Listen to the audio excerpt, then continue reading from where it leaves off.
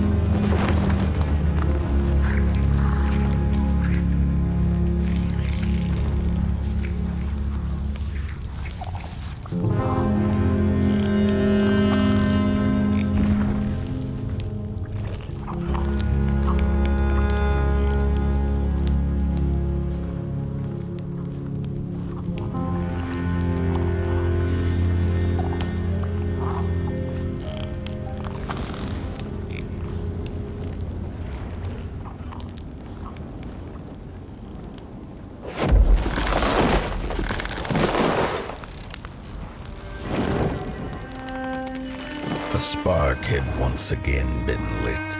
It was told that for the being who kept fire in their heart, all darkness would vanish. Nevertheless, this long night seemed endless and fraught with perils.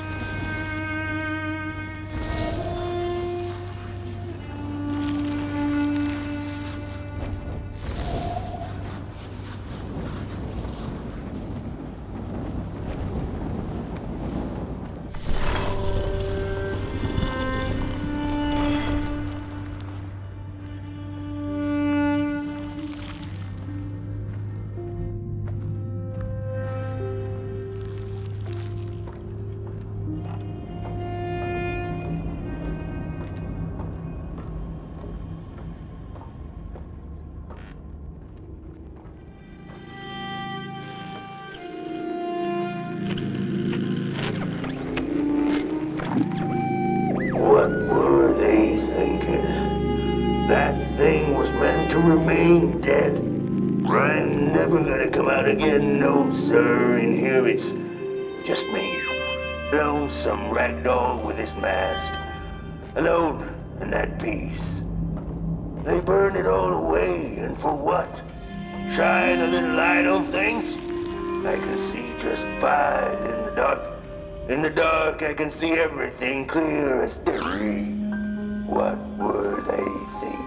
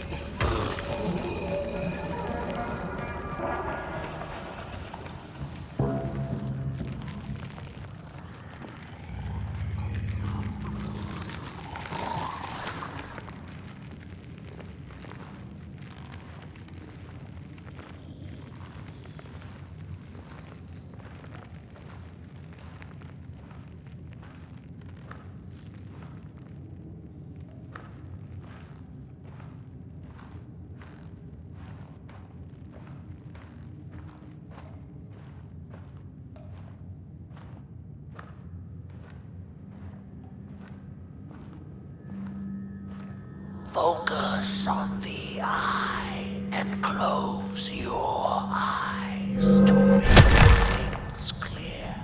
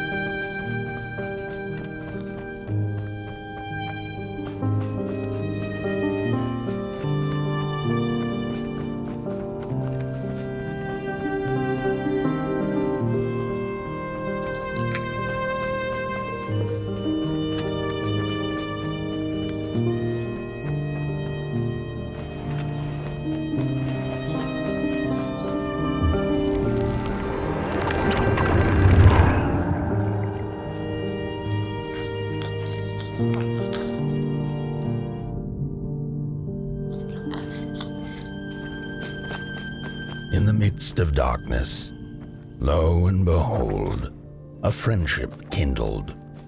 The fire that spread with it seemed so small against the vast night sky, small and flickering, but defiant.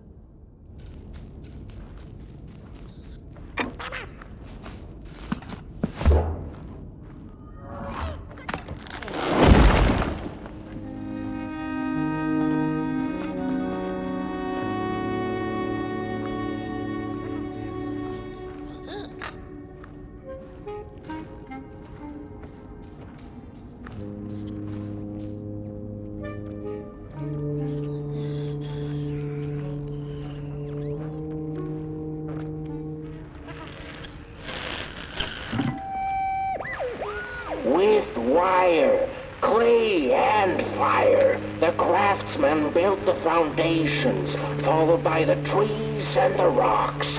And after them came little houses for us tiny ones to cower in. For existence was so big, so vast, that without a roof above one's head, one could have fallen straight into the skies. And yet, with all that stuff, they didn't know what to do with us. So I reckon that's why they built the Midnight Walk. For us to wander, for lack of reason.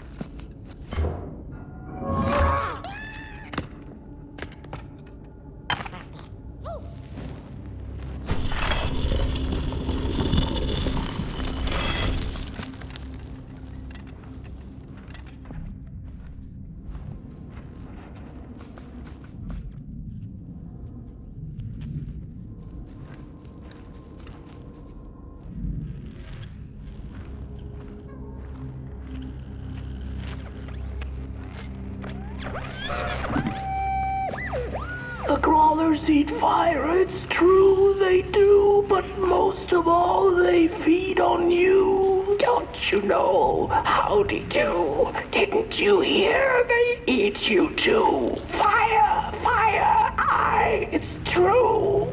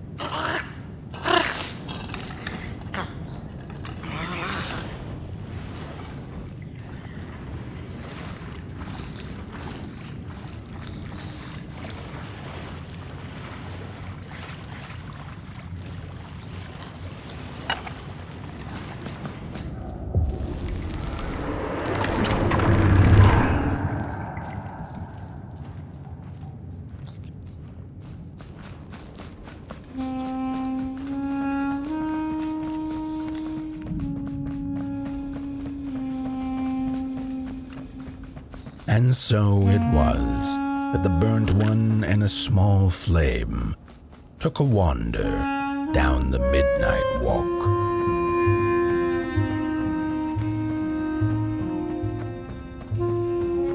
In the closing nights of this era, a wandering flame. How rare, a little pot boy. This is already the end. Your pot boy, the last ember of the work table that was. You are destined to carry this torch to Moon Mountain.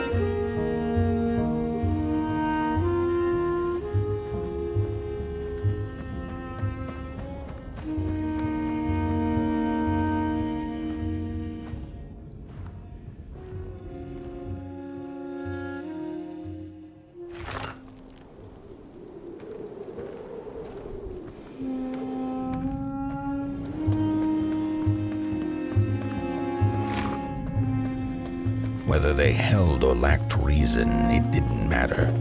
When times were dark and winds blew cold, there wasn't much left to do, and it was quite enough to simply put one foot in front of the other.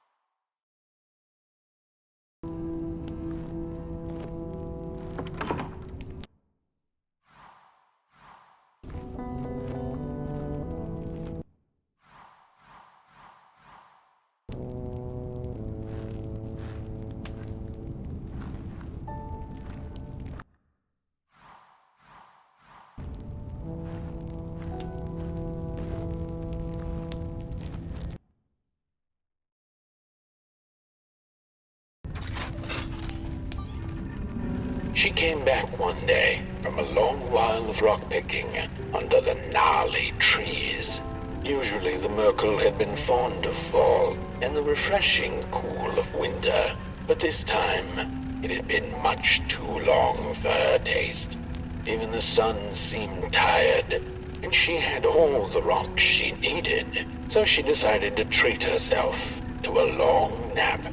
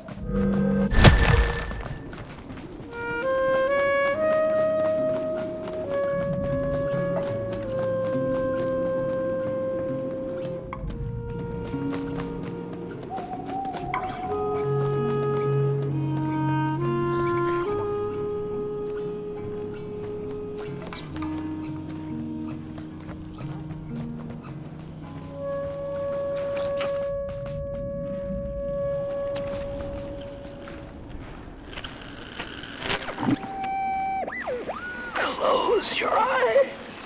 Listen. They sense you. They feel you. That's so beautiful.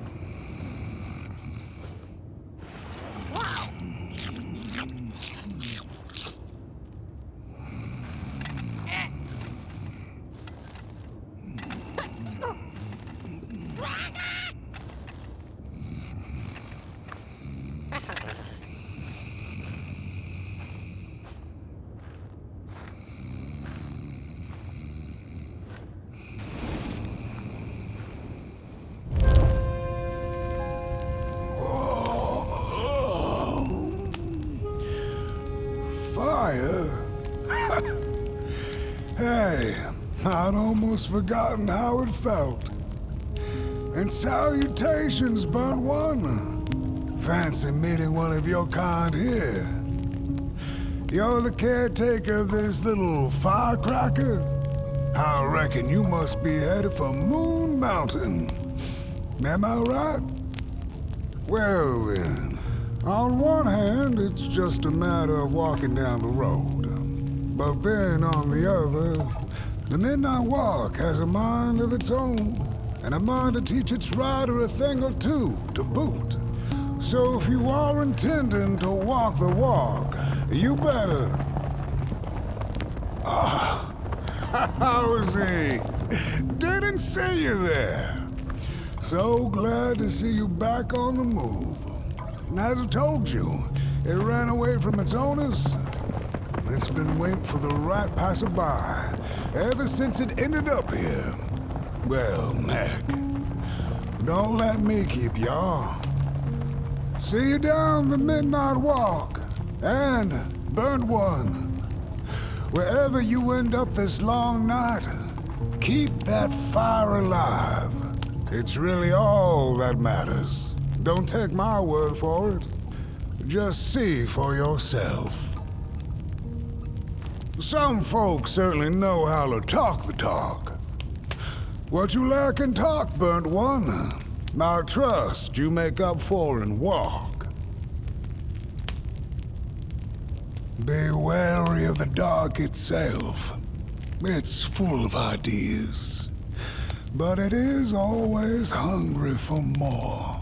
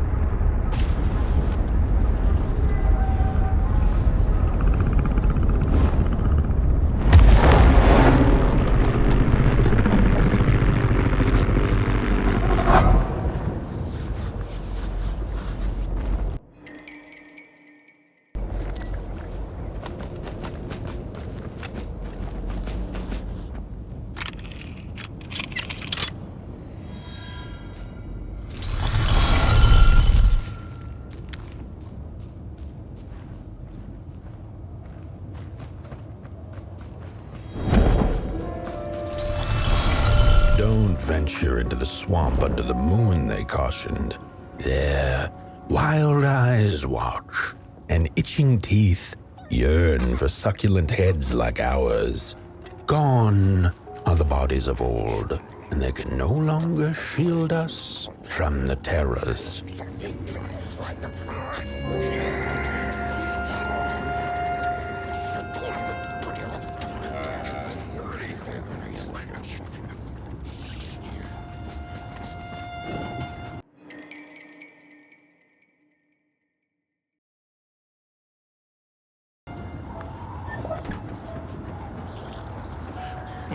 Arms and legs. So uncivilized. Don't touch me, you limb tree.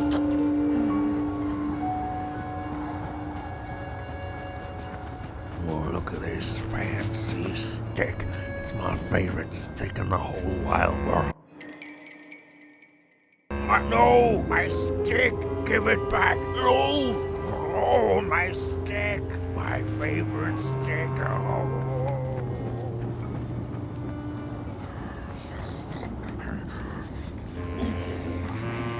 Heads up! What are you looking at? Heads up! No!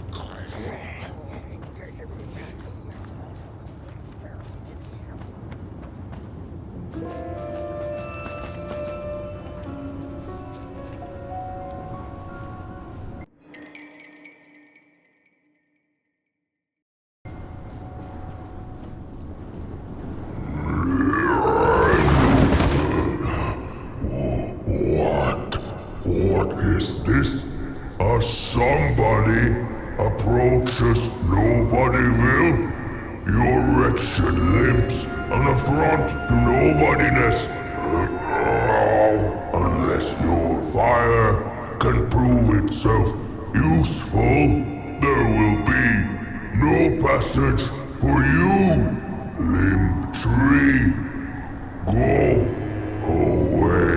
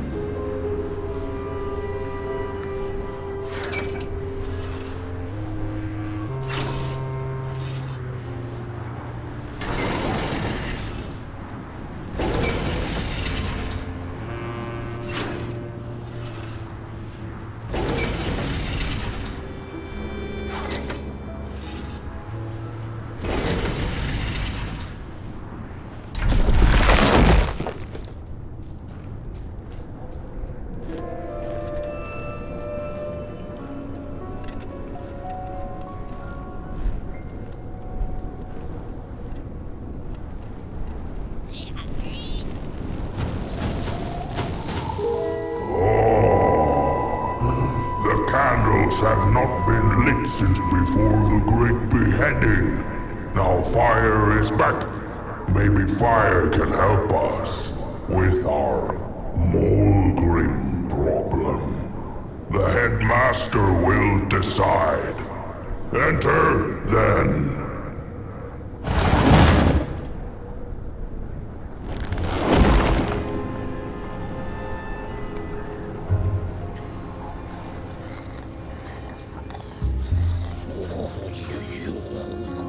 Get out of here.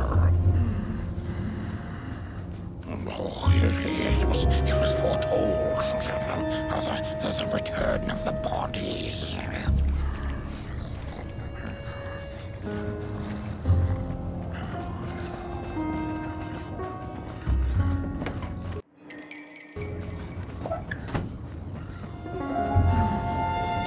We don't take kindly to somebody's walking around in arms and legs. So uncivilized.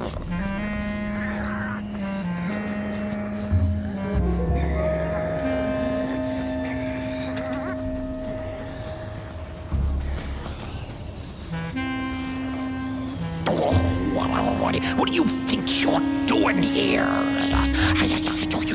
You can't be here. You shouldn't be. Why are you here? Here to set us on fire?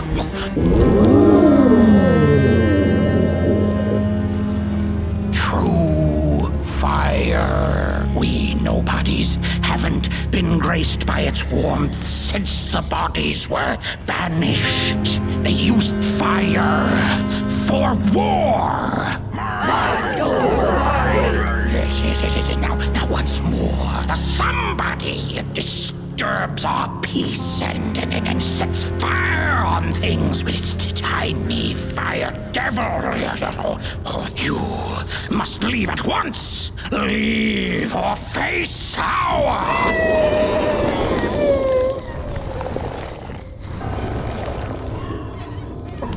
It's the Molgrim!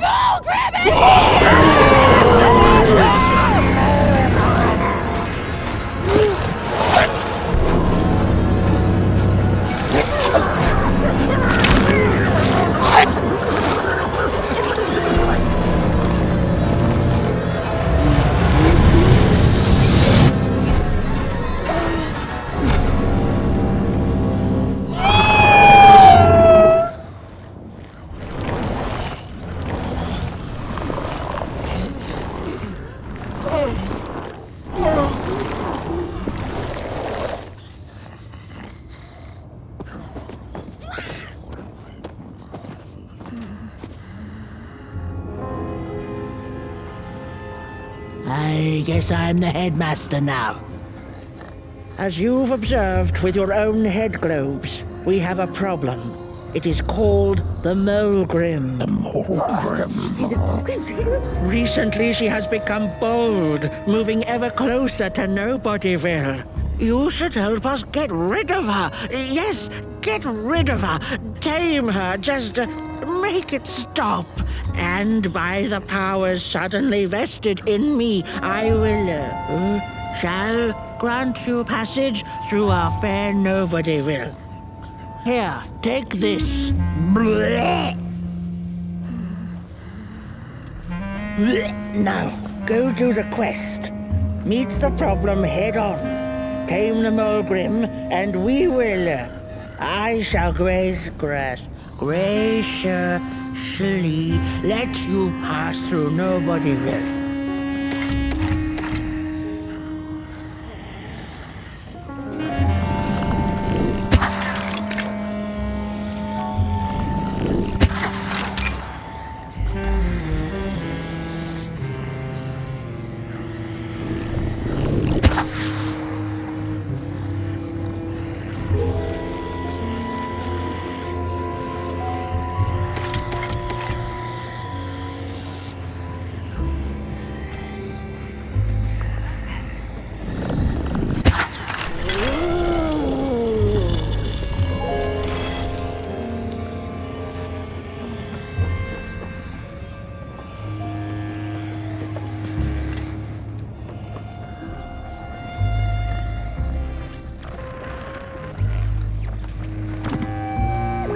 Mind over body! Mind over body! Mind over body! Mind over body! Mind over body! Mind over body!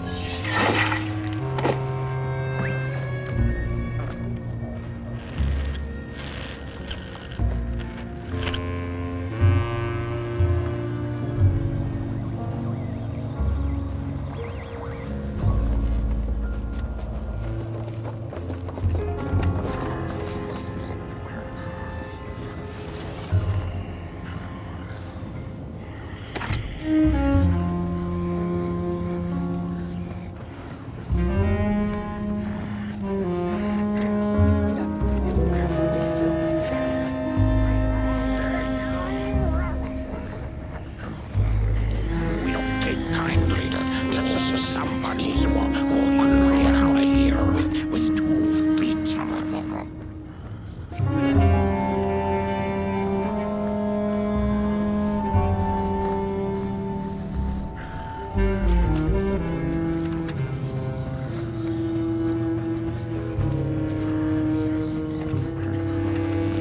We don't take kindly to somebody's walking around here with 2 feet.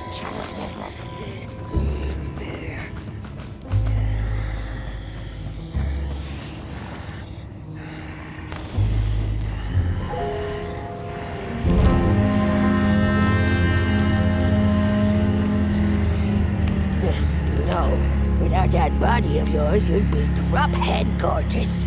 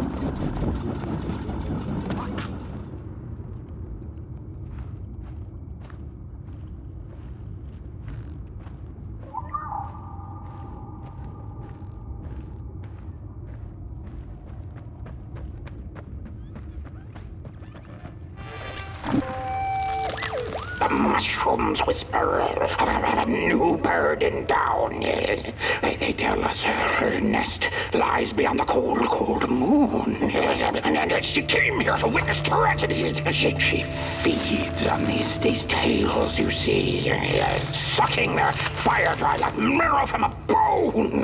Her eyes are on us now. Like a vulture she waits, knowing that we somebodies are about to tear each other apart.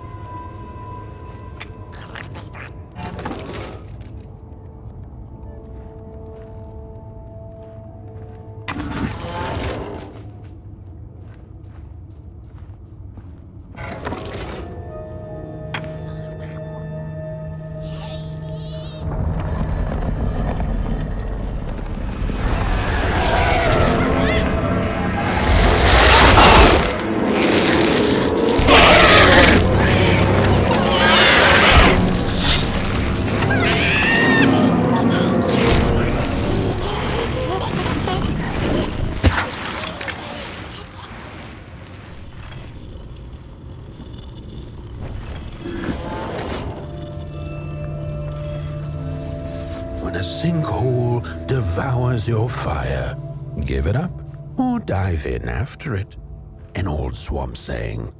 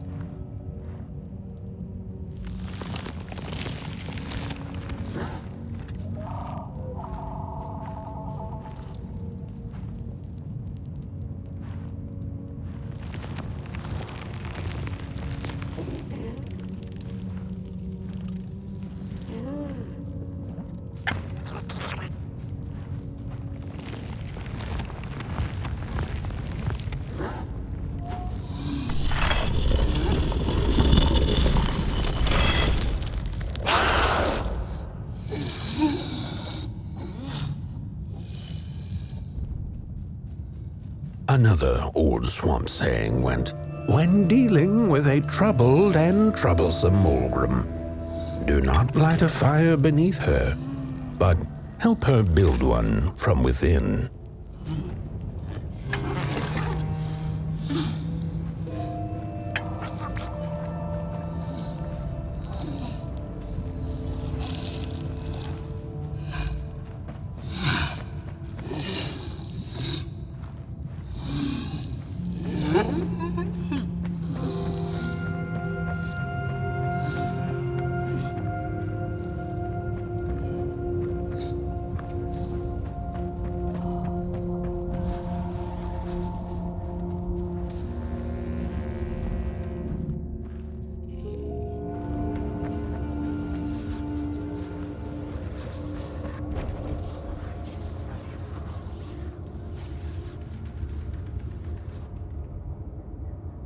Oh, my neck hearkens the anguished howls of the Mulgrim, and the bitter patter of feet.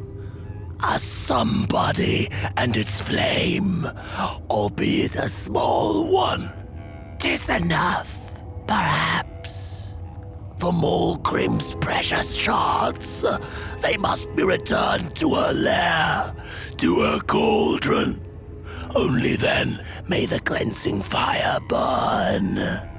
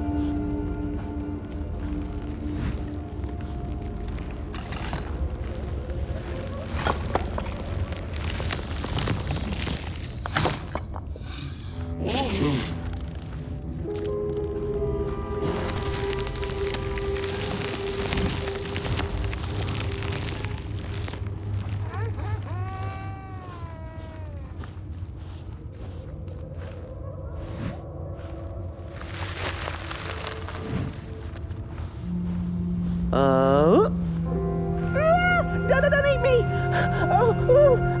Well, if you're not gonna gobble me up, then can you maybe take me away from here? Please? Somewhere closer to Nobodyville and away from here. Get me out of this neck hole, please! I'm begging you on my bare chin, and I'll pay you for the effort. Handsomely with a beautiful shard from the Mulgrim's cauldron.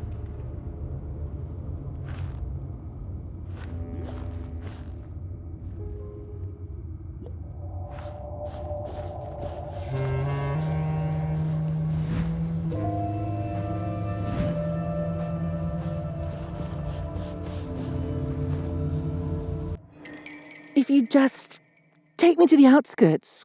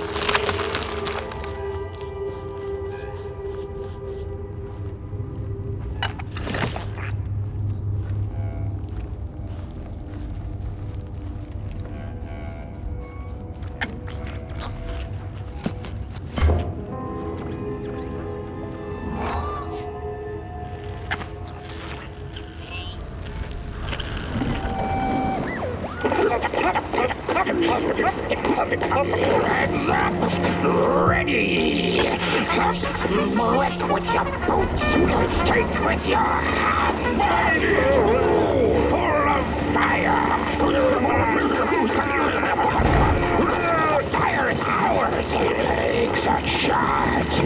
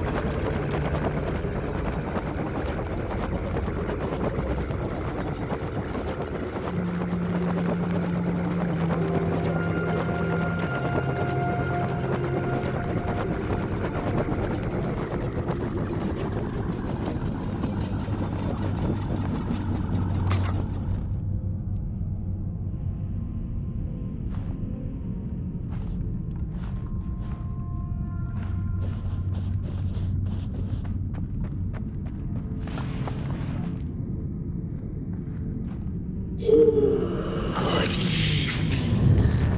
Or is it morning or afternoon? Hard to tell without a sun, isn't it? No, it is most certainly night, or moonbirds hooting wouldn't make sense at all.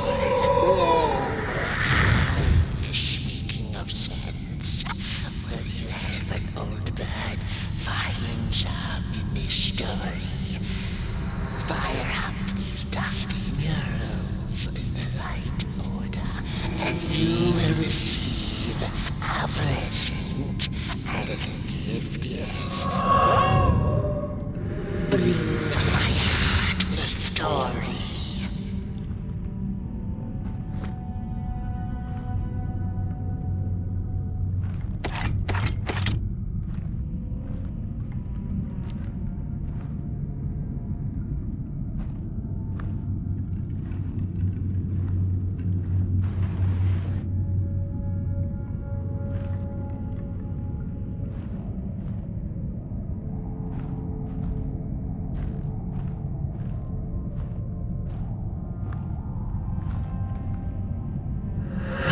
battle ended with a great, gruesome beheading. The valley was taken, but then began the battle of the bodies. Intriguing. Peace ended when the violent sun bodies invaded the valley. Once upon a time, the Mulgrims lived in peace. And as the heads roll, the time of the Mulgrim begins anew. Once upon a time, the Mulgrims lived. Once upon a time, the Mulgrims lived in peace. The valley was taken, but then began the battle of the bodies. Intriguing. The battle ended with a great, gruesome beheading.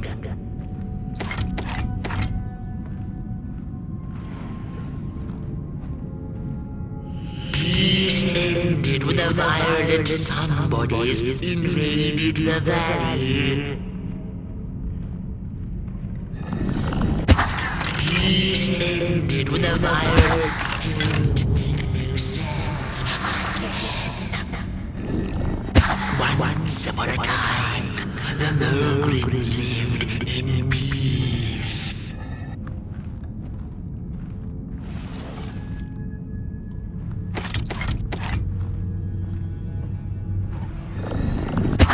Peace ended when the violent sun bodies invaded the valley. The valley was taken, but then began the battle of the bodies. The valley was taken, but then began the battle of... The battle ended with a great, gruesome beheading.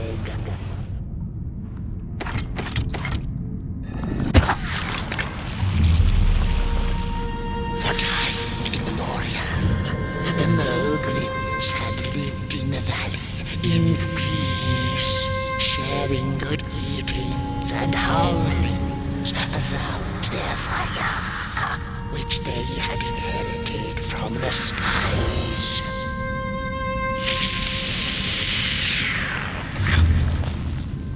Then one terrible night came the violent sun bodies.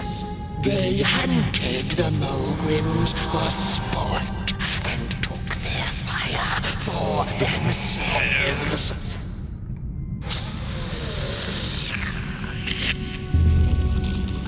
But the somebodies knew not what they were dealing with, for as soon as they held the fire in their grubby hands, they began to fight one another with it.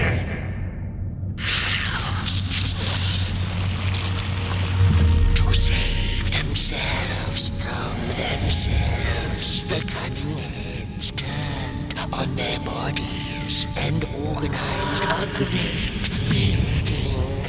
And so it was that some bodies became nobodies, and the bodies were exiled. A time of peace would ensue, or so the headlings thought.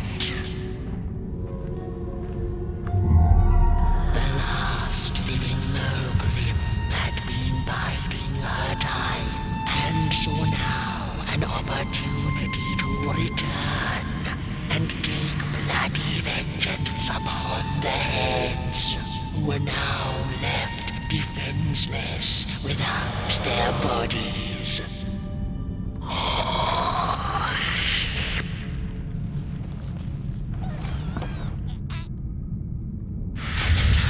Of the Mulgrim begins anew. A storied meal indeed. Moonbird thanks you for feeding her and proudly upholds the promise. A gift. A shard from the Mulgrim's own cauldron. It looked so shiny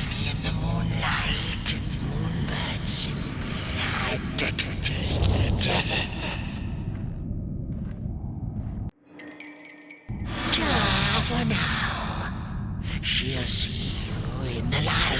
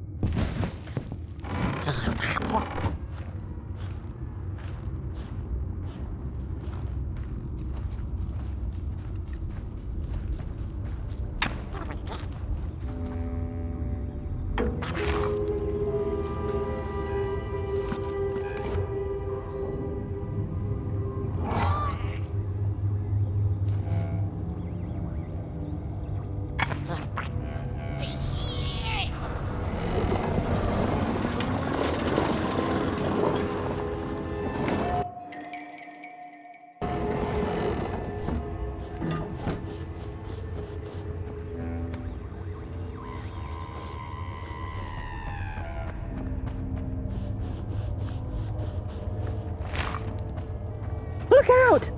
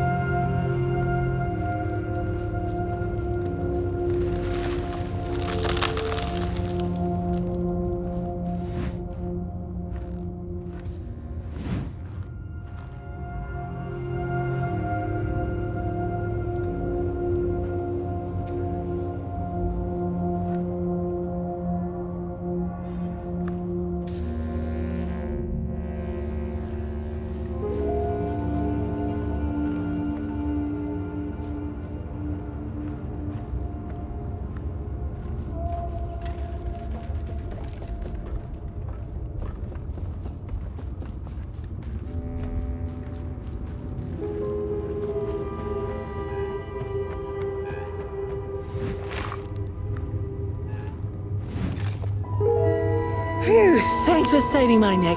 And I think I have a reward for you. A real treasure.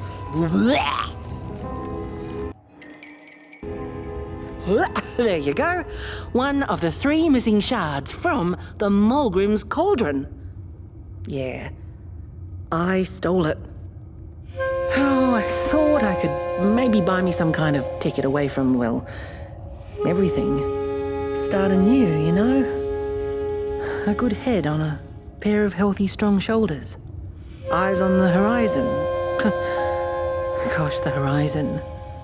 Do you know I haven't seen it once since I lost my body?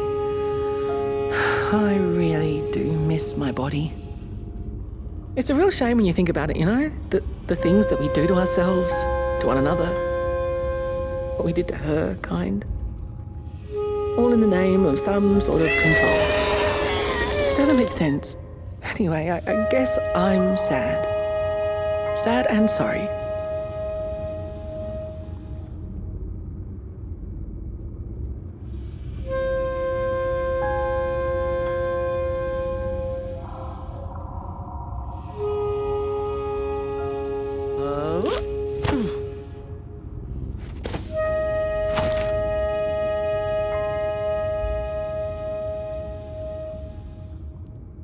Hey, thanks. You're a great listener.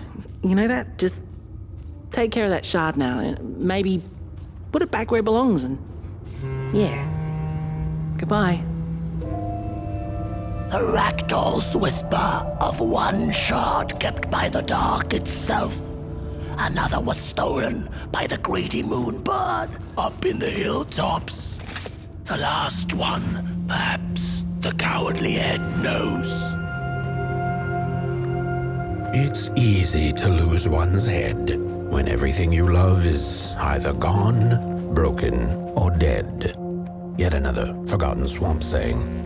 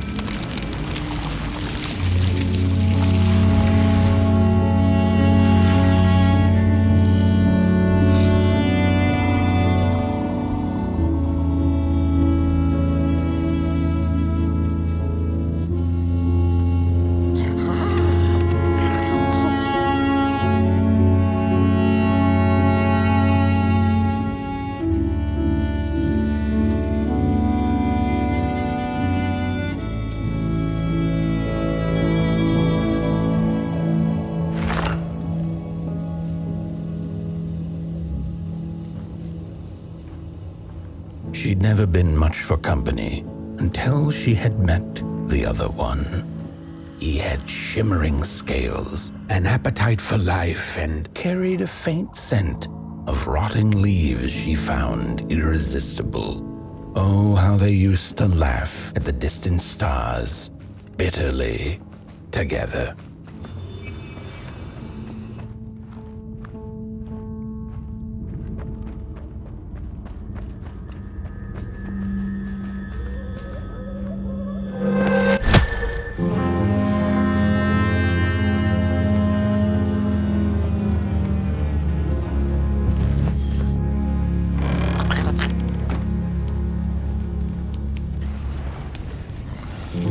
The howls of the Mulgrim have gone with the wind, and our headache settled into gentle throbbing.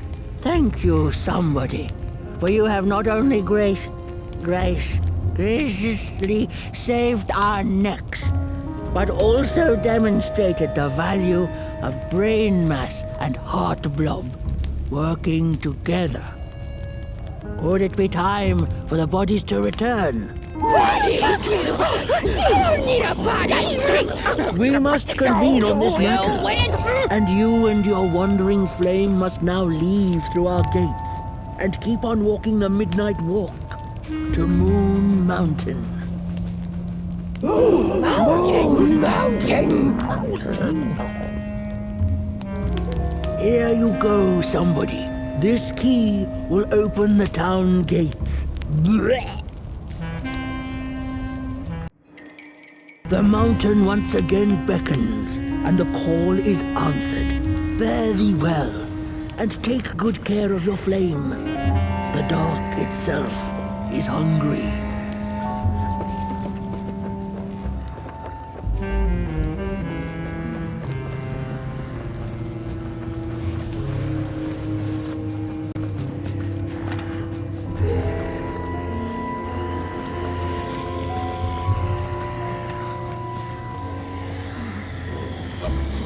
Darkness might be returning yet. Now.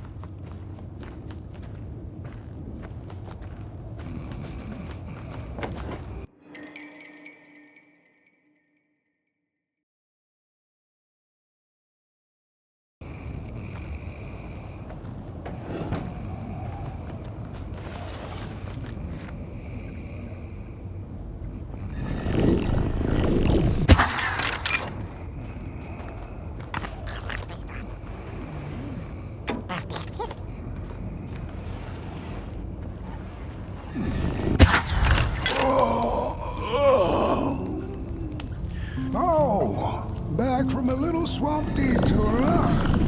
Hope the heads didn't give you too much trouble.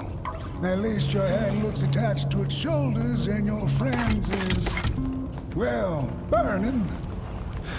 So do not despair. Should you once again lose your way along the Midnight Walk, you're probably meant to. The body can be a terrible master, but a wonderful servant.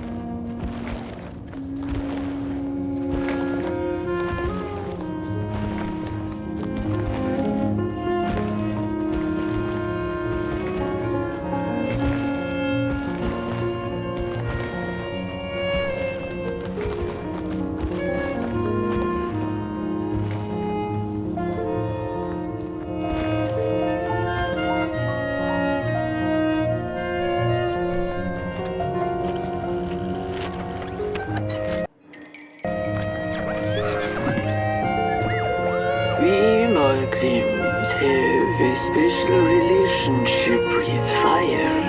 We do not cook over it. We do not shed tales around it. We care not for its warmth. Ours is a different connection entirely. Fire is our window to truth and into the world beyond clay, to which we must return. We are noble beings, bringers of bugs, slime, and mushrooms to help decompose.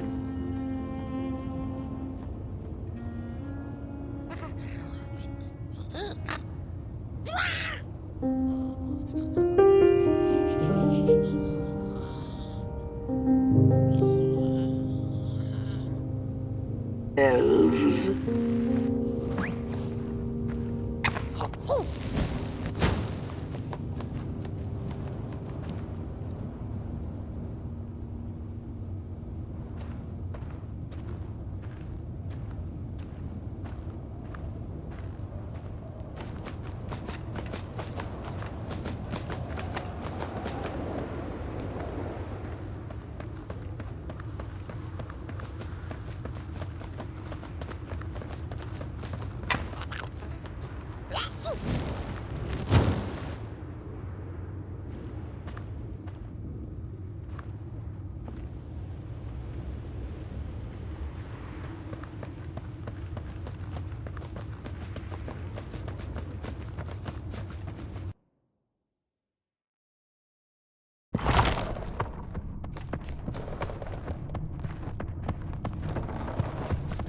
dreadful was the day when the sun vanished.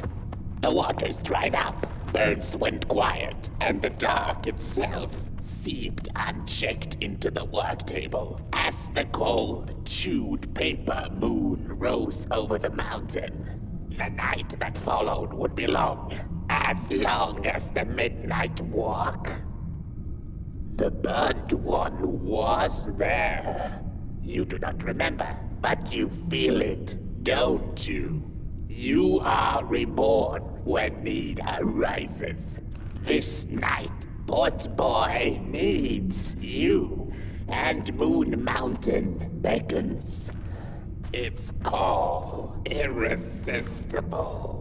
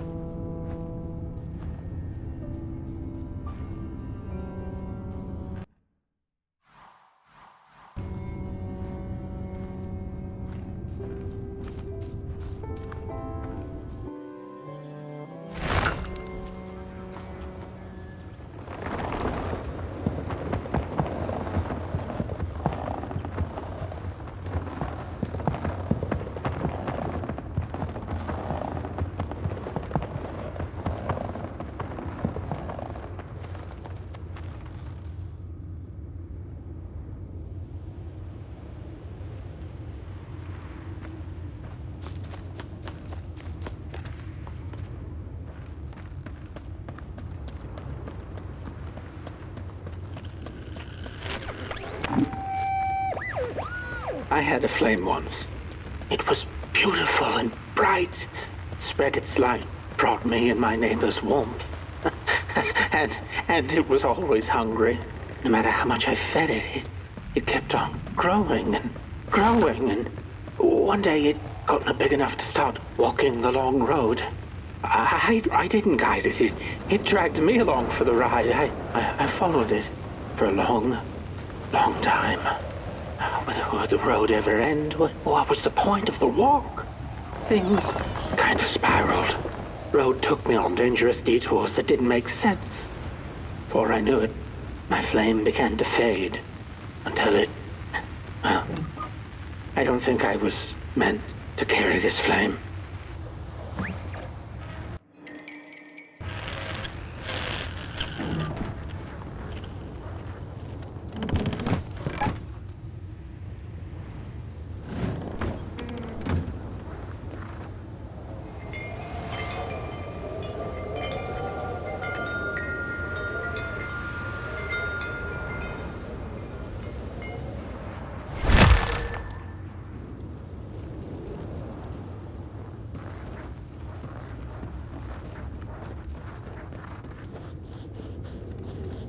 There once was a freezing cat who was looking for shelter when she came across a dark cave. "Step into my abode," offered the dark. "It will warm you if you surrender your wants."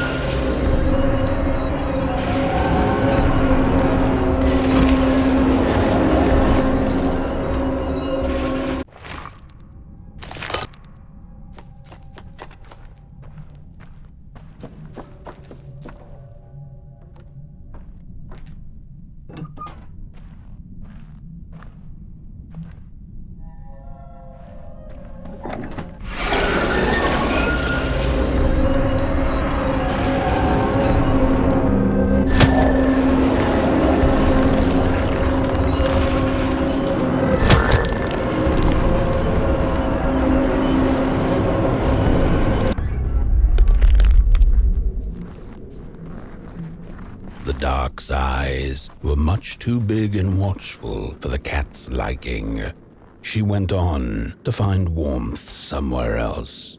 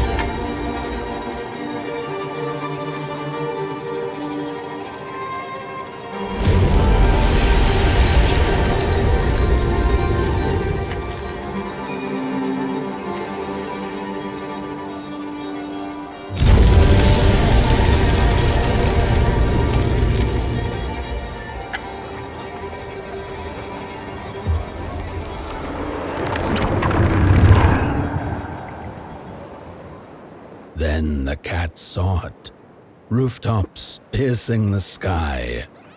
Approaching the town, she was greeted by a crone. "Come, kitty, kitty, you must be tired. Sit in my lap, share your soft fur, and I shall warm you for a spell."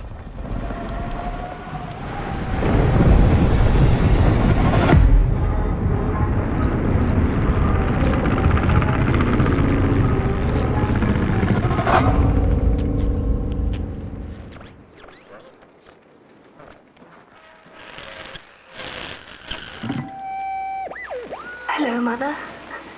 The well said to give it a match, so you and I could talk again. I hope this works, because that was my last one, and well, it's cold now. But it doesn't matter. We can finally talk after everything. So, how are you? Do they have fire where you are? Not the hellish kind, I hope. Is Father there too? I think you should talk to him again. I know it doesn't seem like it, but I know he loves you still. I love you. Still. I can't feel my hands.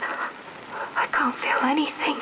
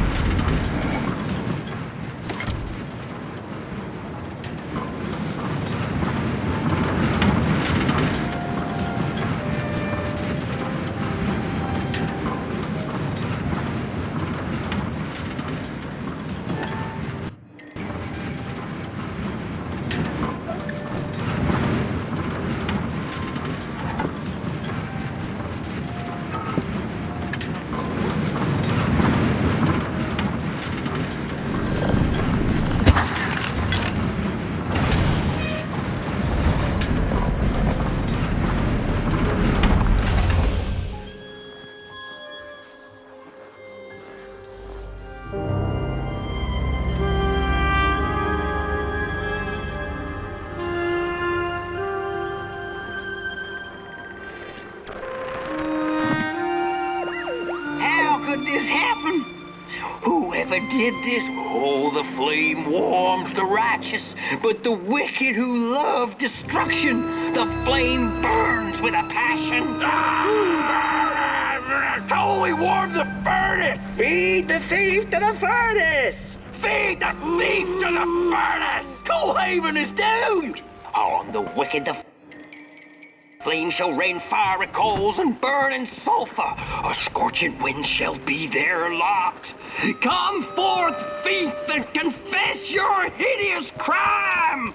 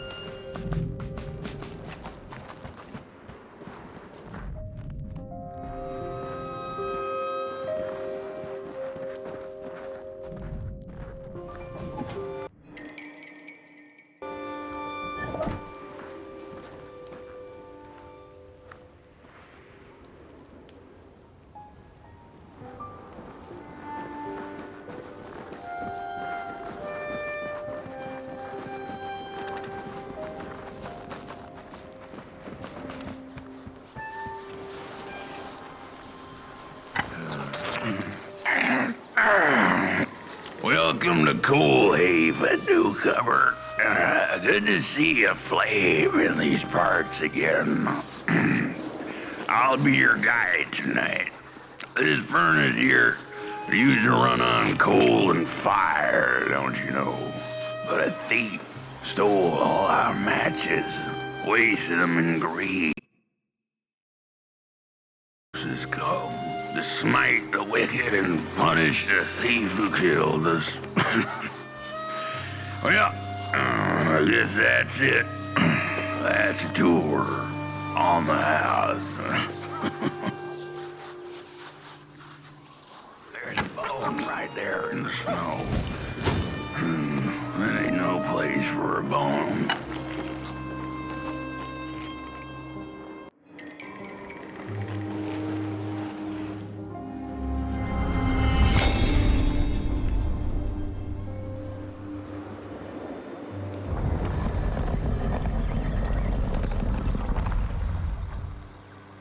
Oh, do you feel that? Something's changing. That furnace was the soul of the city. We used to worship it, us coal miners did. Fed it trees and fire like it was a hungry, angry god. This broken body's going nowhere, but yours is. Walk the streets. Listen, what do I...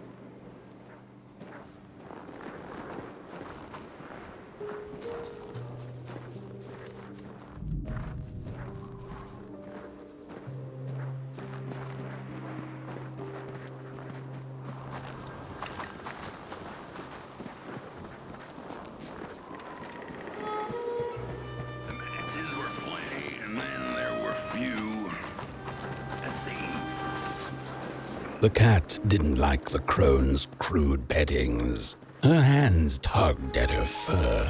Now, rest still, the crone said, as she pulled out a crooked knife. The cat was quick and escaped just in time.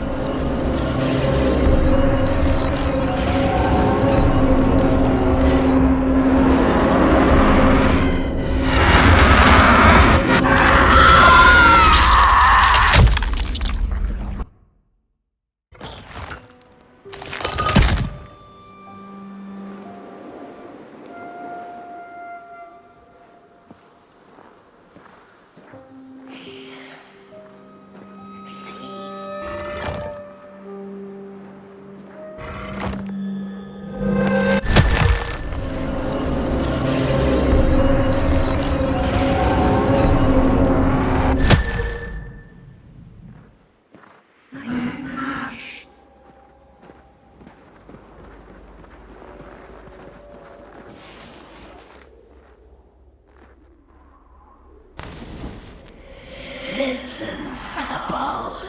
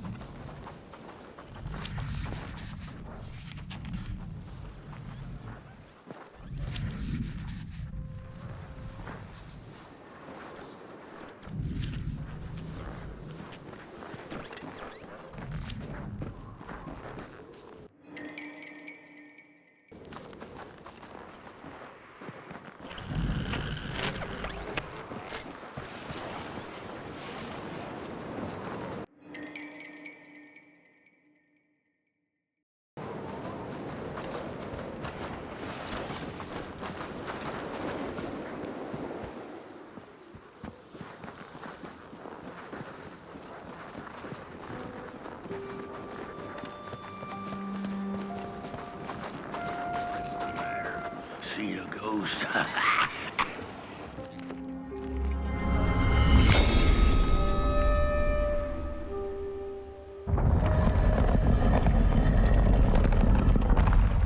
The thief loved the stars. Would have plucked them out of the sky if it were possible.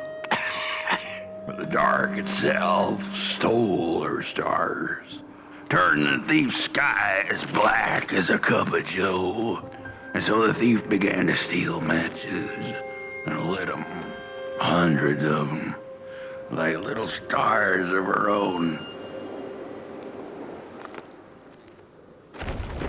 The crooked path to the house on the hill lies open. Wherever she sought warmth, it had a price. The miners needed the cat to get rid of the rats, and the vicar wanted her protection from bad luck. Bony hands reached out from all around her, trying to grab her. The burnt matches lead to the house. Brothers and sisters, hunt down the thief. The matches. Follow the burnt matches. And then for what they did. The trail of burnt matches. It leads to the house.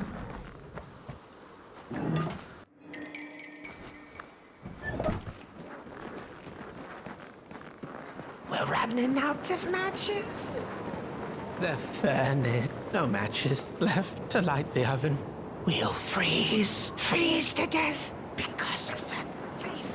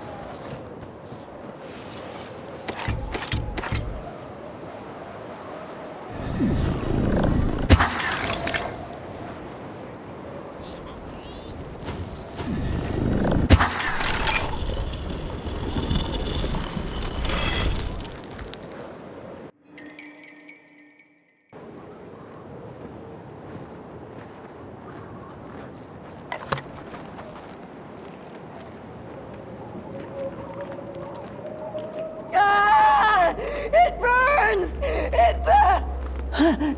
What's... This isn't my body. The fire, did we snuff it out? Where's... Did I save them? The house. It's ruined. Well, it wasn't supposed to go down that way. They locked the door, threw the key into the woods. Huh. There was so much anger, and now there's nothing. This body is so uncomfortable.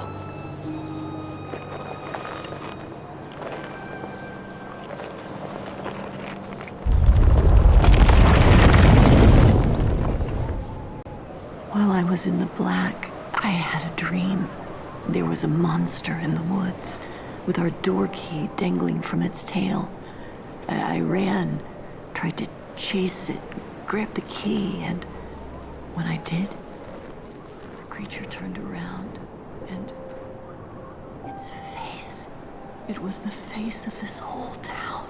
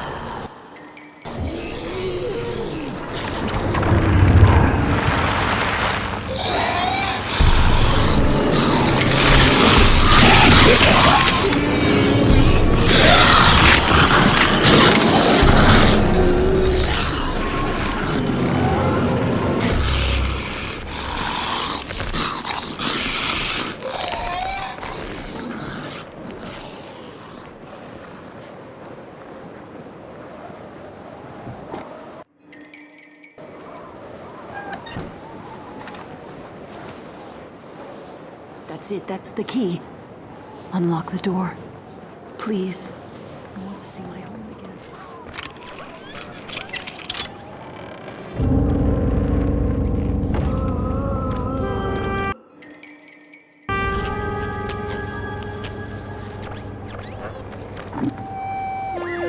Furnace is getting weak.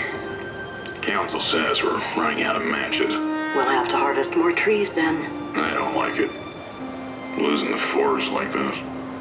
Not like we have a choice. The cat felt as if the walls around her were growing taller, the alleyways narrowing. Turning a corner, she bumped into a girl sitting in the snow. In her bony little hands, a lit match. "What do you think of my star?" the girl asked. "Isn't it pretty?"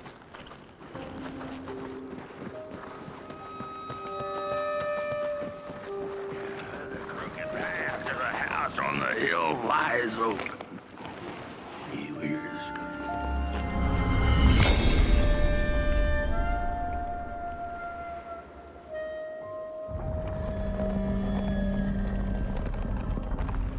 With no matches left, we couldn't light the furnace. and the thief paid a terrible price for her burning greed. As the furnace died, one by one, so did we.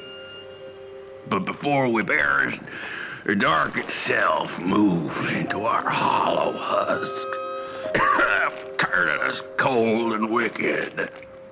If I had a heart, I'd feel great shame for what we did. I'd feel great shame for what we did. The old man feels it too. Should have been long dead with the rest. He just wasn't ready to go. At least he has a reason for sticking around.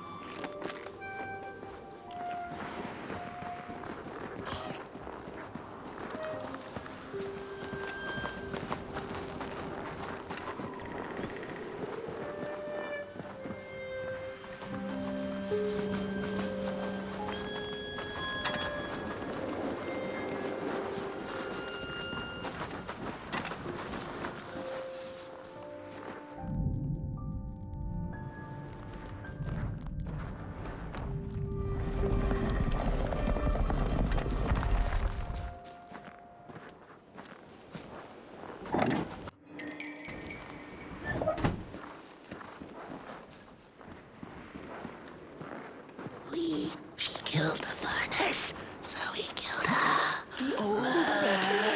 The old man showed us the way to their home. As for us, I know the thief was to blame, but she was just a child. The anger kept us warm, but only for a spell. Now there's nothing left but cold, sharp guilt. What have I done?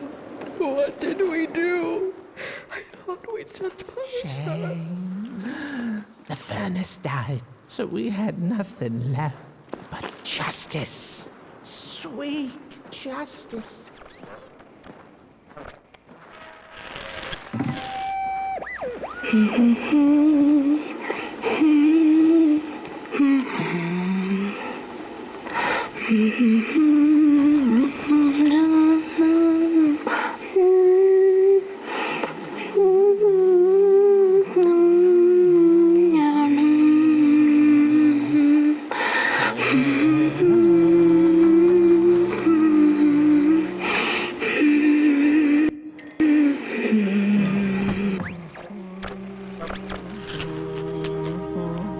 No, darn it.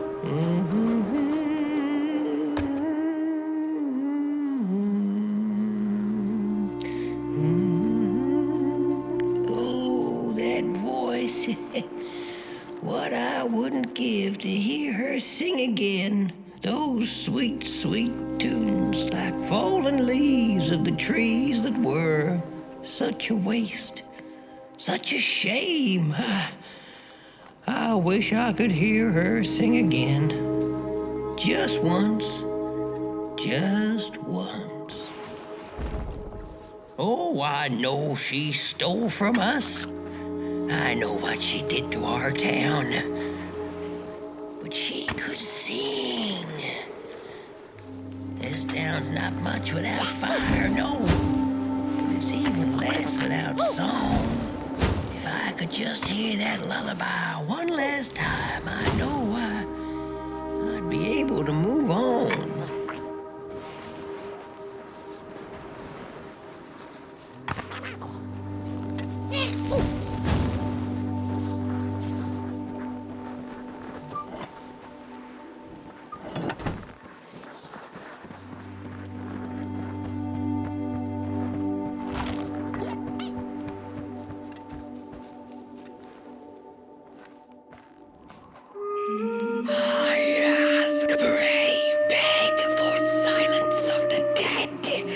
But what does darkness give?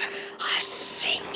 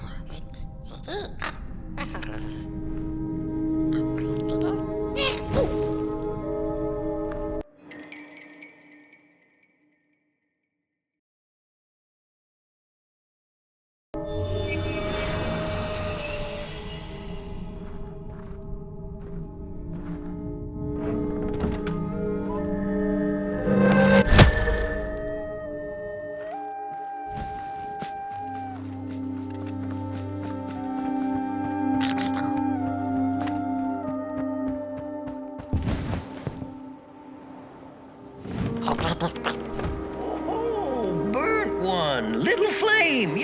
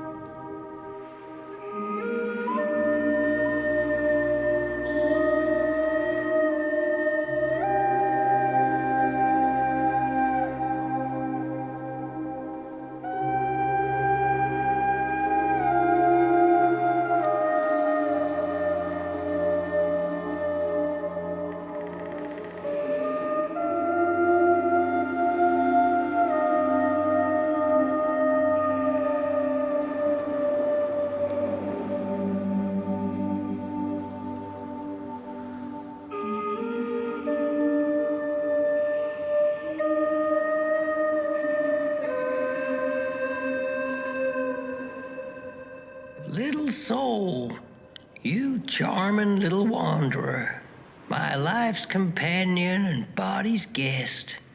Where are you off to now? I don't know what I thought would happen. I feel a strange warmth, but just as coal runs deep in the earth, so is the shame a part of me, mine alone to bear. Burnt one, small flame, I am grateful, but I will not surrender my loneliness so quickly. I needed to ferment me, season my soul. Please, leave me.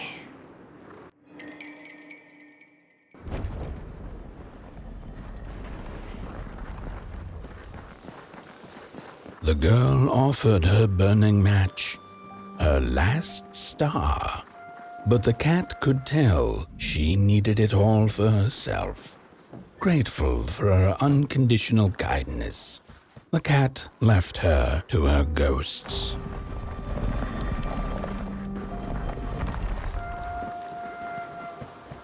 Matches were plenty, and then there were few. A thief.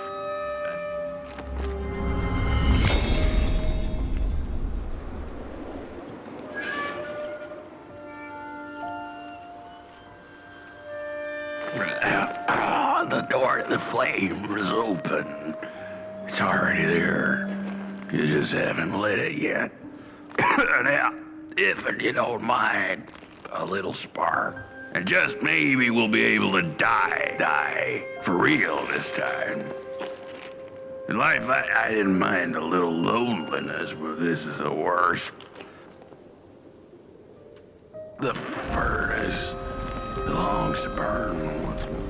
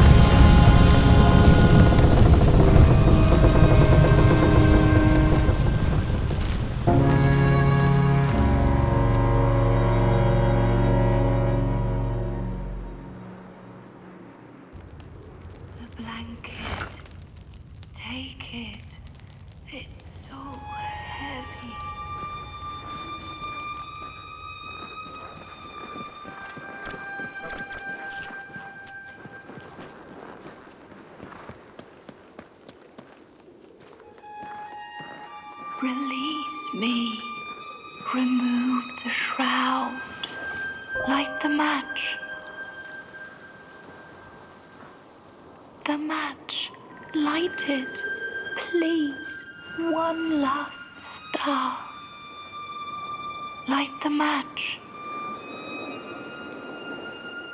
The match. Light it. Please. One last star. Light the match. The match. Light it. Thank you.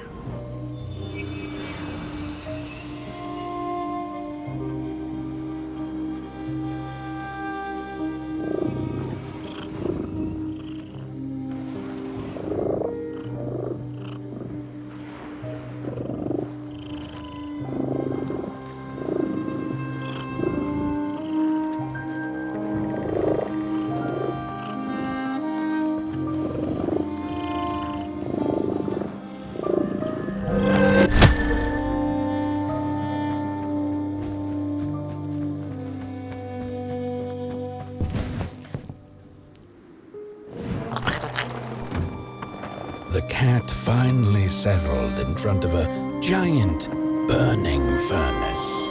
In its bright flames, she could glimpse a dark future. This did not matter to her, for now she was eternally warm and at peace.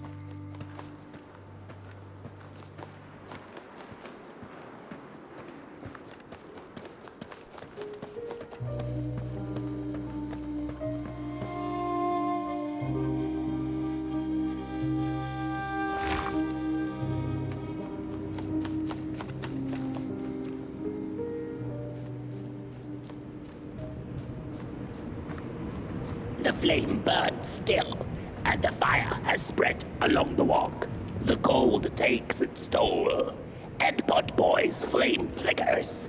But it is still enough for the climb to Moon Mountain, to light the final fire. The road always leads to Moon Mountain.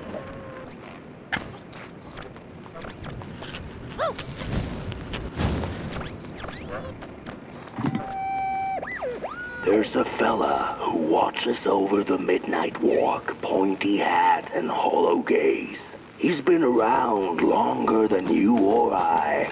Some say he was one of the first sculptures to have breath. Some say he's not from around here, but from another maker's work table entirely. Some say he's seen what lies beyond Moon Mountain. But I just think he's lost like the rest of us, and he's waiting for the right one to come along.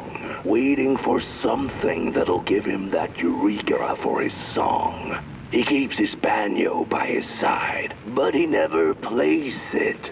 Strange, but he's in no hurry. He's got all the time in the world.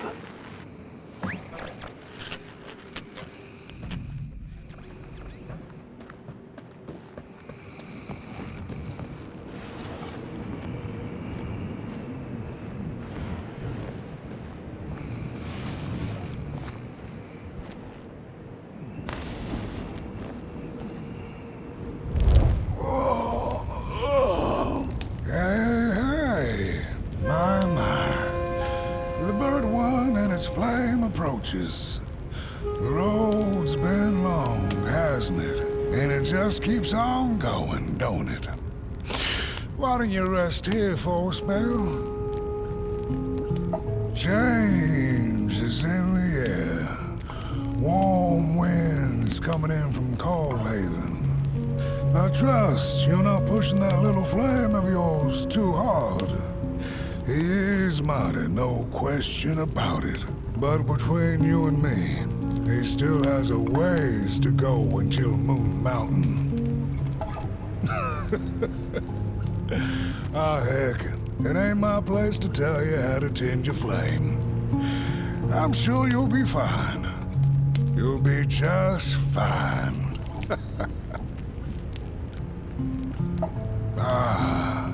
To feel at home wherever you walk. How's it? What a friend to have on the road, huh?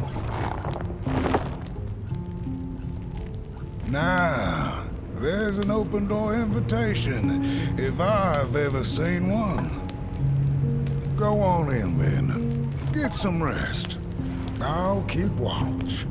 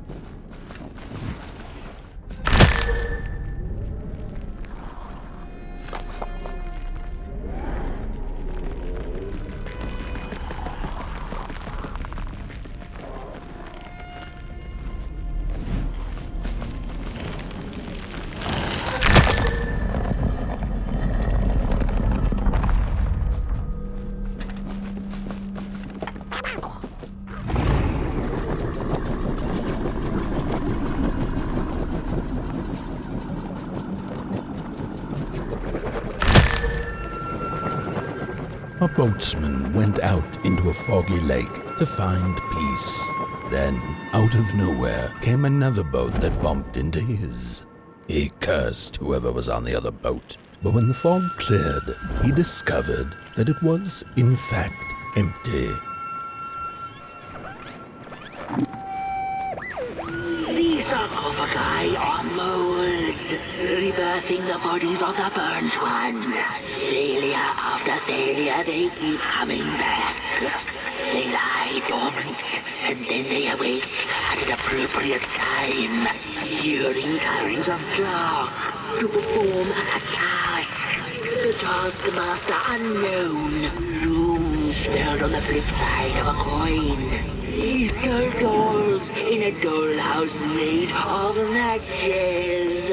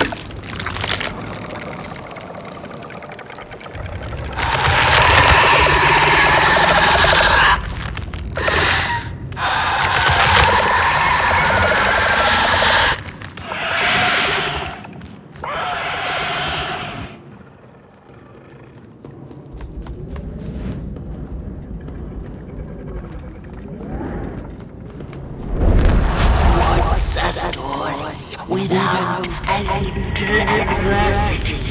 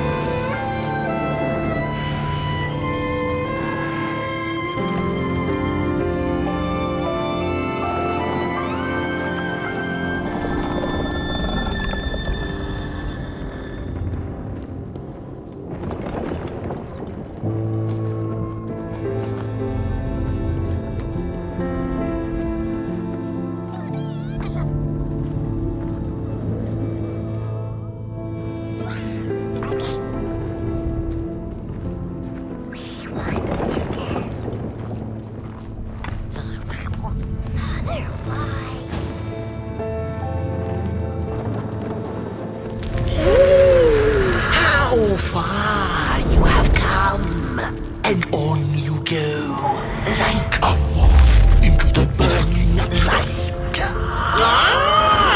But behold, a craftsman, one of the first beings ever to wander the clay. Like you, his heart is ashen, barren, yet ripe for tasty stories.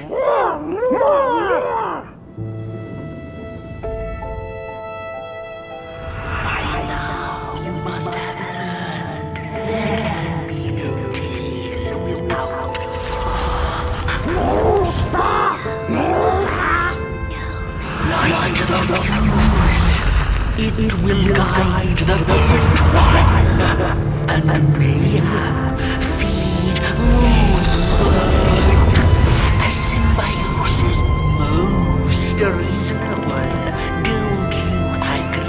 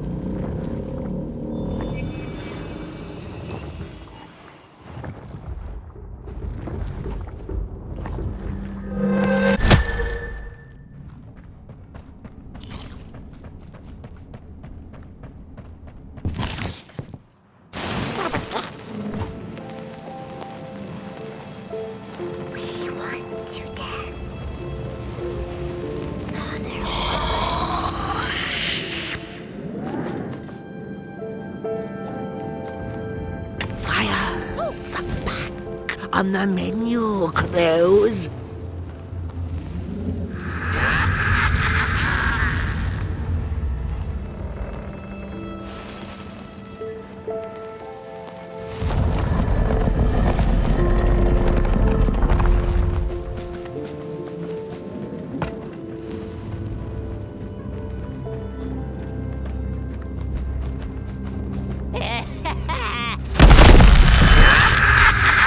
See you, not to crawl closer, Moonbird.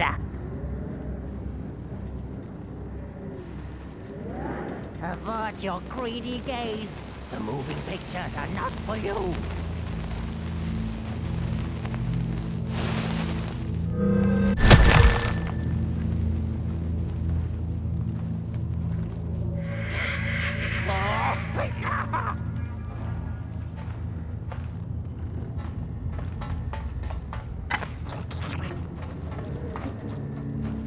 I see you, not a crow. I hear you messing around.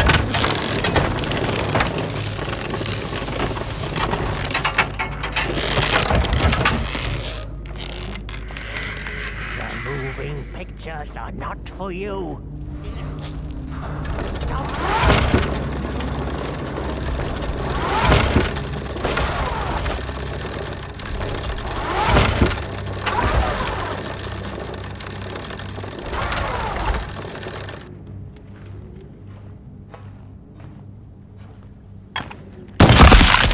Your craftsman. Avert your greedy gaze. The moving pictures are not for you. What are you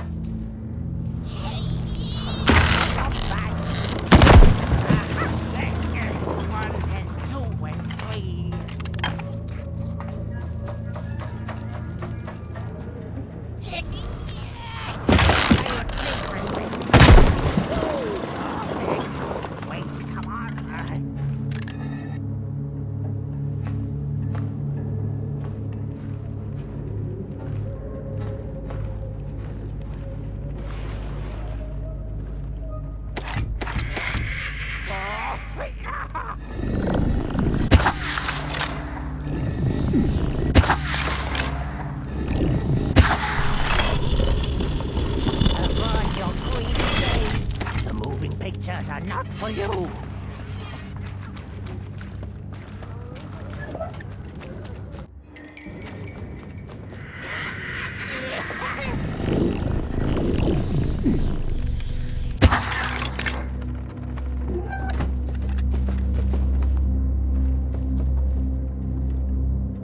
I see you. Not a crawl closer, Moonbird. Ah, the pictures. They are moving again. Forbidden. It is forbidden. It is forbidden. Hush, no talking in the theater, fools.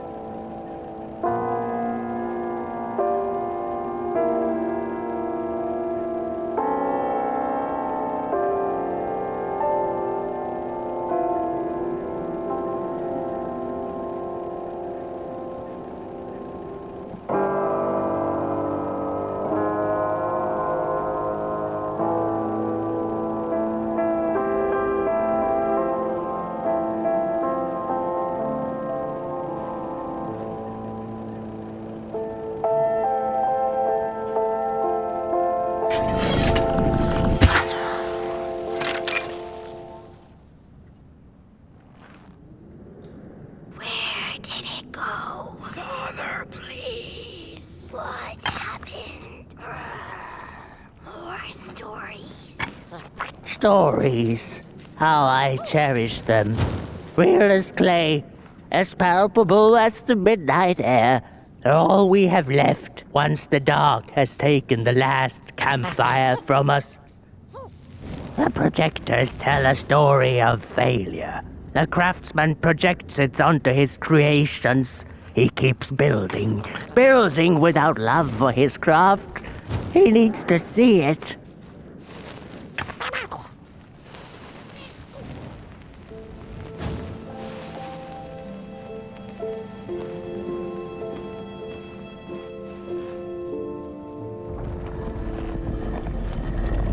Well, yours might not be a movie I would watch, but a story is a story.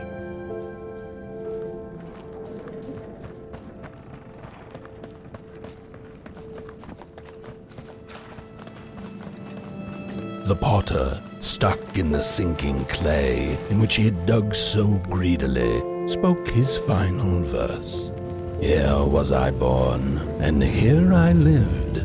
My refuge was the clay, and now the clay has played me false in a most grievous way.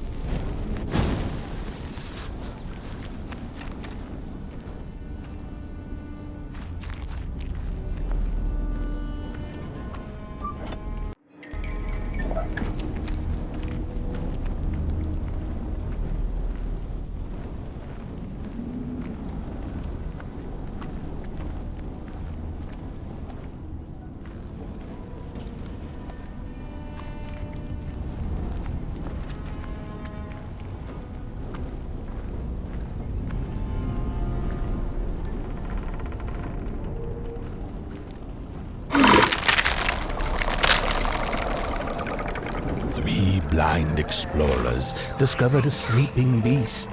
Each of them touched it and described it to one another. Its skin is coarse, said one. No, its ears are big, exclaimed another. The teeth are its most prominent feature, declared the third. Who was right or wrong mattered little, as the beast awoke and ate them all.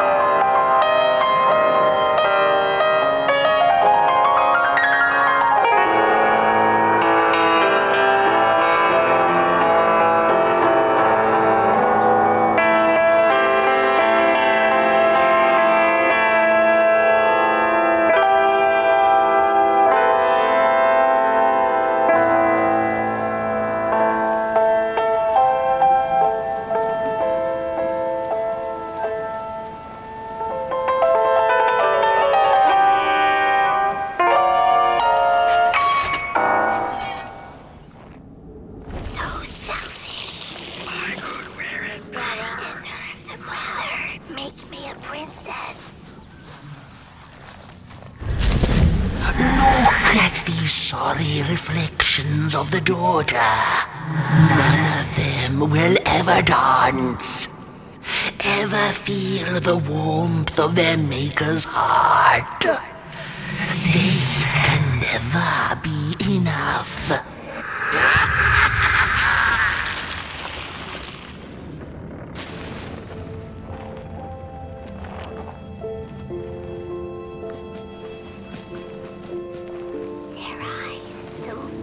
After years of searching for her son, the weaver was convinced she had lost him to the dark. One night, there came a knock upon the door. "It's your son," said a voice. "Please let me in." Thinking this was some cruel spirit come to mock her grief, she remained silent until her son gave up and left, never to return again.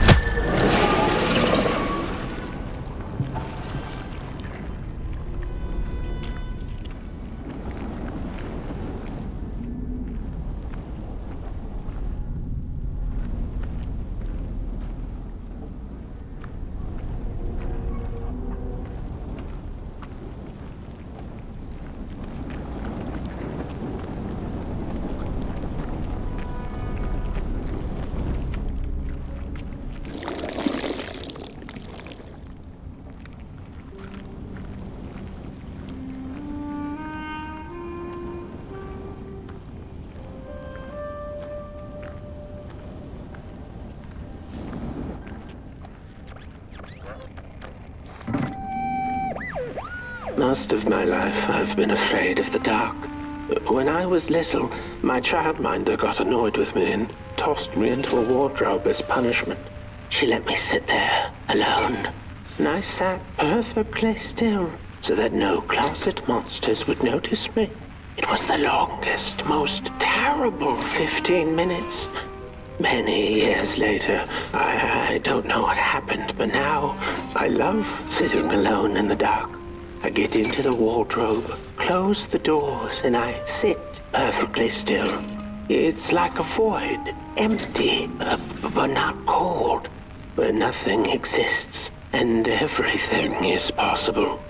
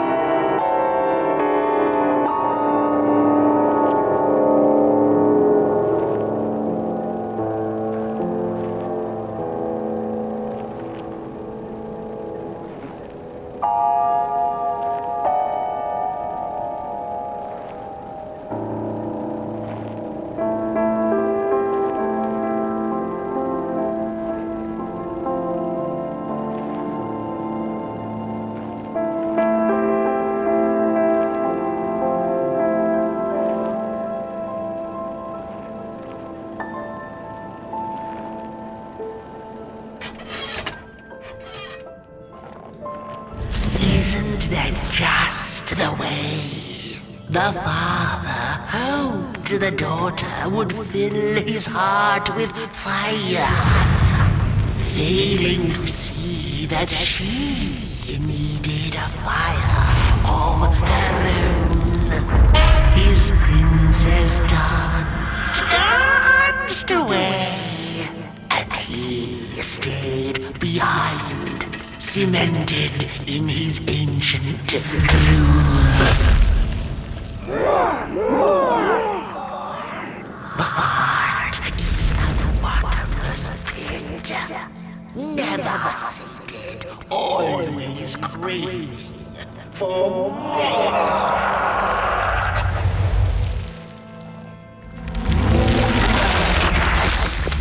Enough. Keep on walking the midnight walking. Don't run all the way to your infernal doom.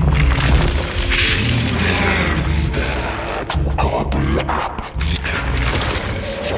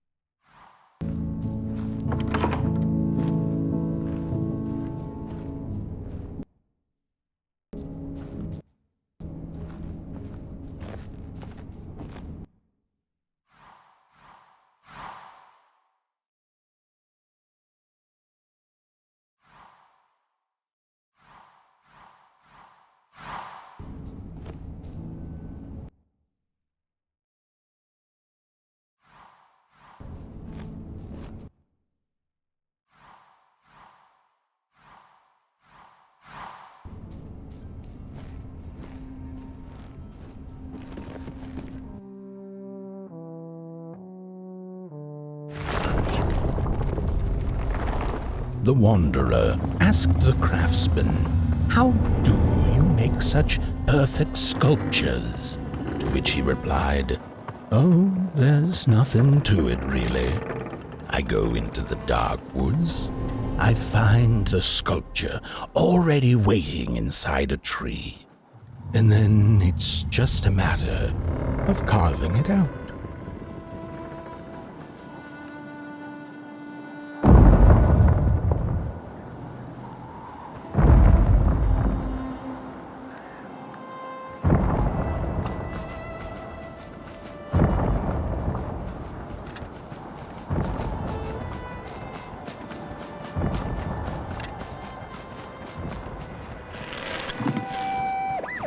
When I was a child, I exchanged letters with a monster in the woods.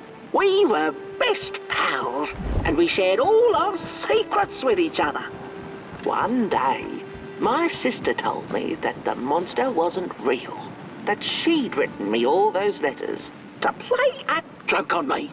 But the joke's on her, because I knew the truth about the monster in the woods, and we exchange letters to this day.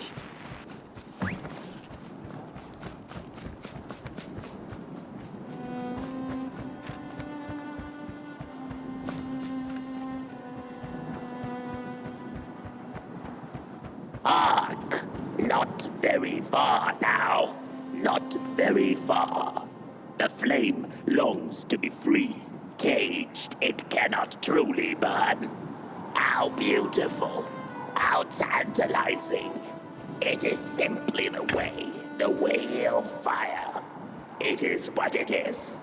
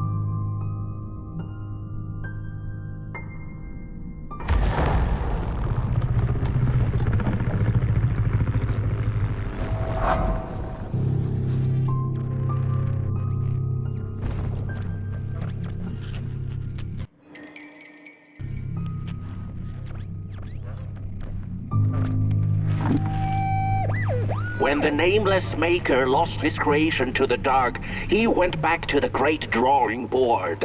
In his desperation to regain control, he made an attempt to sculpt the face of the dark itself, something he thought he'd glimpsed in his nightmares. But the face wormed itself out of his mind's eye, and instead his twisted sculptures came alive, grinning and many-legged.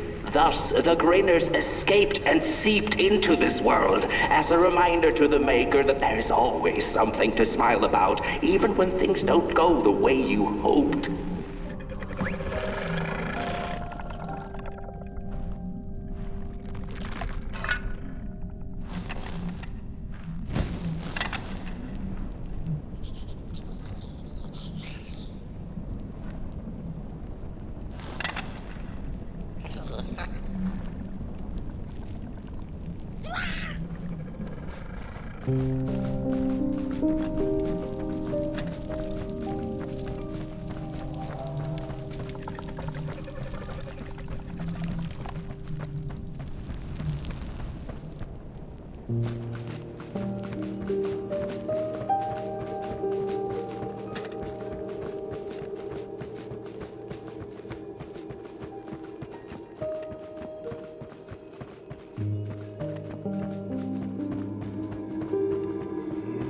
Whoa there!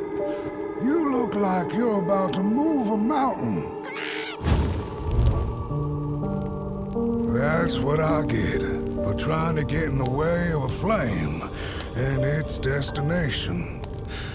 Let him walk his walk. Ain't nothing gonna stop him now, looks like. Fairly well now, Burnt One. You're going to Moon Mountain, and that walk is for you alone. You have a tough decision ahead of you to make, just like the ones who came before. But they're all long gone. In the end, all there's left to follow is your own heart.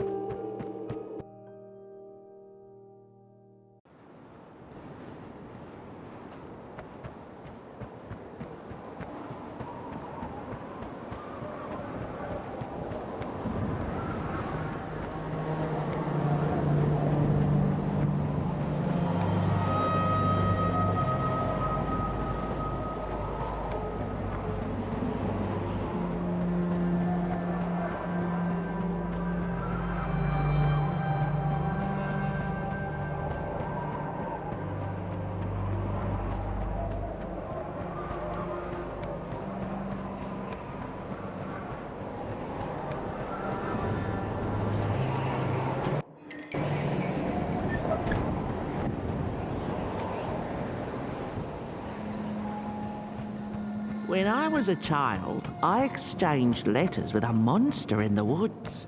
We were best pals, and we shared all our secrets with each other. One day, my sister told me that the monster wasn't real, that she'd written me all those letters to play a joke on me. But the joke's on her, because I knew the truth about the monster in the woods, and we exchange letters to this day. Oi! You the caretaker of this little fireball? What were you thinking, letting him run off? Don't you know how precious he is? Oh, yes you are. A real sunbeam. Who took the sun away? We Merkles used to ask until it finally ceased to matter. Night skies like these. Trouble seems so far away, doesn't it? I mean, isn't this just exactly my point? I used to be afraid of the dark. So much so that I became obsessed with these huge electric lamps left behind by the craftsmen of old. Couldn't pry myself away from them. I'd sleep outdoors and under their blinding radiance. One day, I woke up to the noise of quivering planks and nails. And would you believe it was my own house leaving me? It had gotten so restless it grew a pair of legs, took a name and went on a hike. Housey was its name, bless its soul. Houses have no imagination. But I bet it had a grander adventure than I could ever imagine.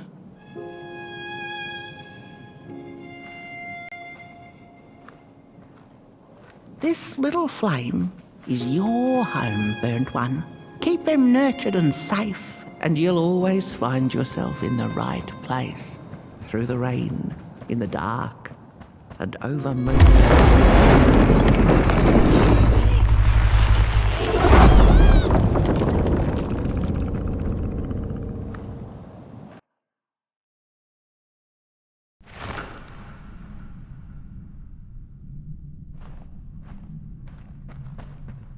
What is the dark?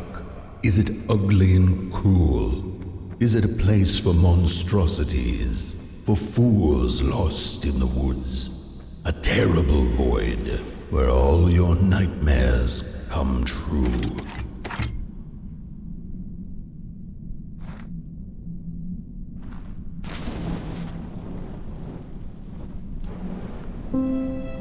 The dark could be a friend. Perhaps a space where we might find each other, all of us equal under its cloak.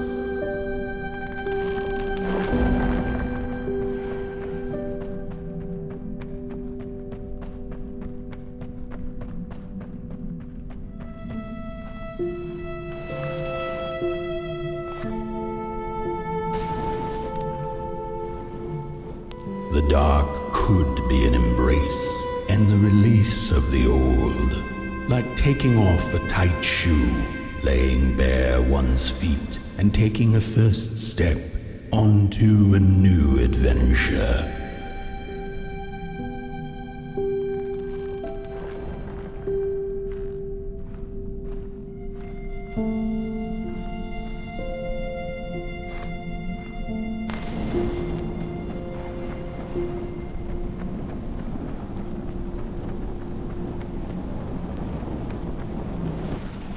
The dark could be a moment of clarity and calm, a break through icy clouds and the shameful stories we tell ourselves that fetter us to the clay and mud.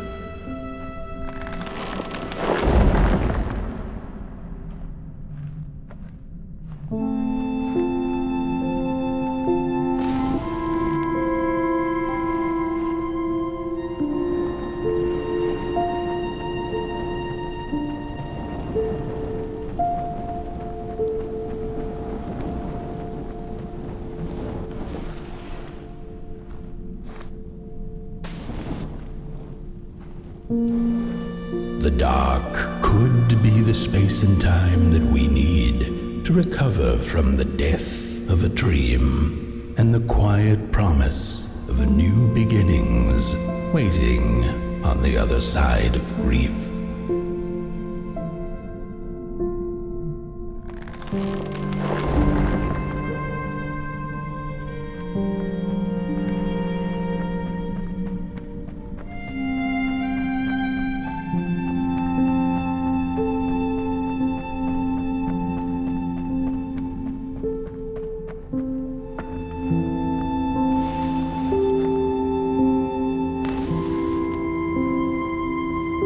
In the end, the dark remains a mystery, its secrets locked away behind the stars.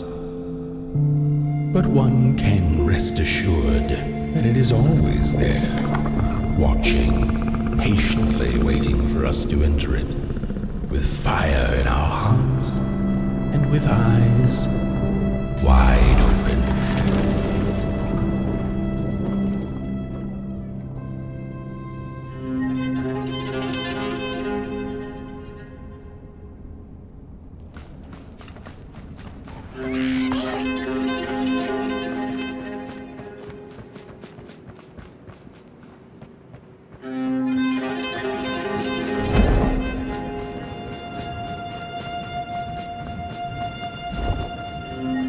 override. Hark! Your fire is dying, but the last embers will light the final fireplace and send your potboy home. Can you do what you must? Naturally, you must. It is destined, and you will be loved and forgotten.